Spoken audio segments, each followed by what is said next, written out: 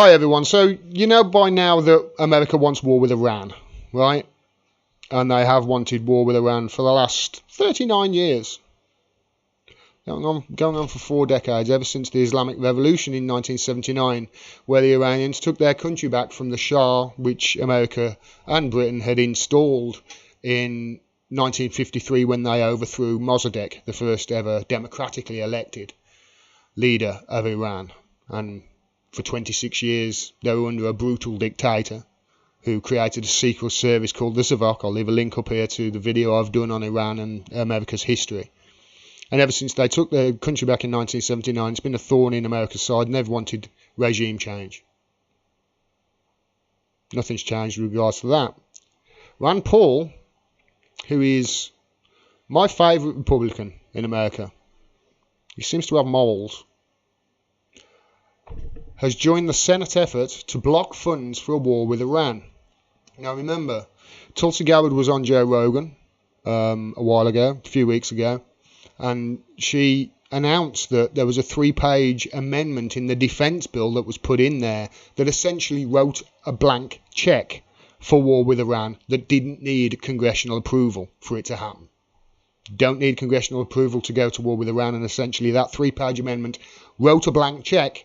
Tulsi Gabbard tried to put forward an amendment to try and delete those 3 pages, and she got only 60 people supporting her in Congress out of 450? Only 60. Well, somebody has started a bill, and Rand Paul has co-signed it. Let's have a look at it.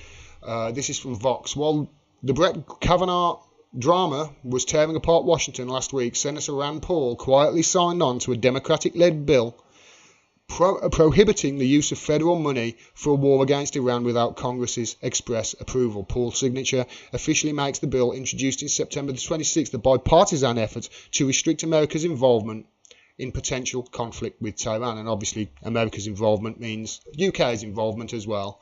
And this is one of the reasons why I'm so interested in it, because whenever the US go into war with anywhere, the UK are following behind like lapdogs. The legislation would, however, allow for US military action against Iran without congressional approval in a response to imminent threat to the United States, or to rescue or to remove United States citizens or personnel. That is basically how the Constitution in America should work. That's what the Constitution in America should say. You're allowed to respond to an imminent threat by going to war, but you've still then, a few days later, got to get your approval. The Prevention of Unconstitutional War with Iran Act of 2018 is sponsored by Senator Tom Udall, who's a Democrat, and Paul becomes the 9th, just 9 senators out of 100, and the first Republican to put his name on the bill. I haven't read it, but you can basically say that that's 7 Democrats, Bernie Sanders and Rand Paul. I haven't seen, you can bet your ass that Bernie Sanders has signed on to that bill. I'm not going to read all this. I just want to read a paragraph. I'll leave a link to it below if anybody wants to read this. I don't read Vox too much there. They've gone well downhill over the last 5 years. Trump's team repeatedly says it doesn't seek any kind of regime change in Iran. It's just a blatant lie. Of course it does. America have wanted regime change in Iran for nearly 40 years. Trump has just ramped that up. I'll start that again. Trump's team repeatedly says it doesn't seek any kind of regime change in Iran, and that it wants to avoid a war if possible. However, the administration also says that it wants Iran to change its behaviour, remove troops and proxies from Syria, and stop interfering in Iraq's politics, partially by favouring Tehran-friendly candidates. So what America is saying there, let me just decipher this, because this is why I found it so funny. What America is saying there, it wants Iran to stop legally doing what America are illegally doing. Because remember, Iran are in Syria at the bequest of Bashar al-Assad and the Syrian government, who have also requested Russia's help. And remember, they're fighting against a so-called revolution, but it's not. It's a proxy war. They're fighting against a proxy war that the West are inflicting on them. America are in with troops in Syria. Syria haven't asked them to come in. Syria don't want them there. But they're there. So it's an illegal. They're there illegally. They haven't had any approval from Congress to put those troops in there, but they do it anyway. I just wanted to read that because I find it so hypocritical, the way these politicians, spin things. I really do. Here's my view on it. First of all, great Rand Paul. I'm not surprised he's signed on to this bill. When it comes to foreign policy, he's excellent. When it comes to free speech laws, he's excellent. Shit on the economy and everything else, but I think he's excellent. I say everything else. He's pretty good on some things. He's my favourite. So well done to him. It's not going to work there. Remember, Tulsi Gabbard only 60 people signed on to Tulsi Gabbard's amendment to delete that 3-page amendment to the defence bill. Only 60.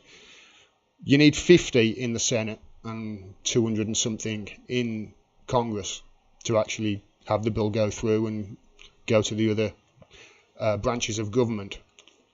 It's not going to work. Why? 7 Democrats, Bernie Sanders and Rand Paul, isn't enough. If every Democrat in the Senate signed on to this, it would be 50-50 right now. It would be 50 votes for, 50 votes against. You would only need one more Republican. And I'm sure there would be one. Put enough pressure on them. You would only need one more Republican to sign on to that bill, to throw a spanner in Trump's whole agenda and Bolton's whole agenda. But they're not going to do it. Why? Because the Democrats suck. That's why. And because there are 2 pro-war parties in America. There are 2 wings of the same bird. And they're both right-wing. Both of them. They're right of centre, the Democrats are. They're not a left-wing party. And if you combine this, the ramped-up rhetoric with Iran, if you combine it with how social media are deleting, as I reported yesterday, hundreds and hundreds of extremely popular and extremely valuable pages.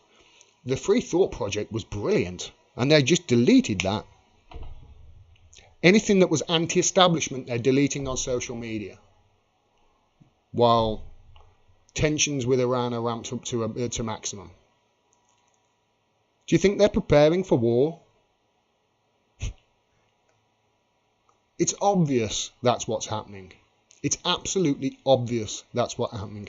And although Rand Paul has moved here to stop war with Iran, as I've put in the title, he needs the Democrats to stand up and to sign on to it as well, or the other 41 Democrats there are to sign on to it as well. And they won't.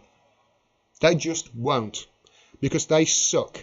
And this is why you need a third party in America, and trying to